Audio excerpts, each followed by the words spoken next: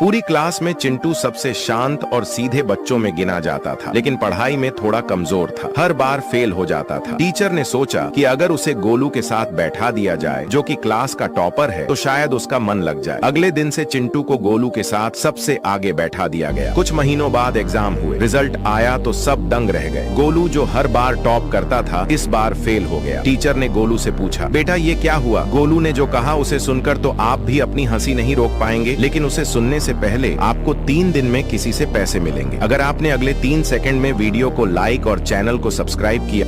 3, 2, 1, go! तो गोलू बोला, sir जब से चिंटू मेरे साथ बैठता है, मेरा भी ध्यान पढ़ाई से ज्यादा उसके जोक्स में लगने लगा है।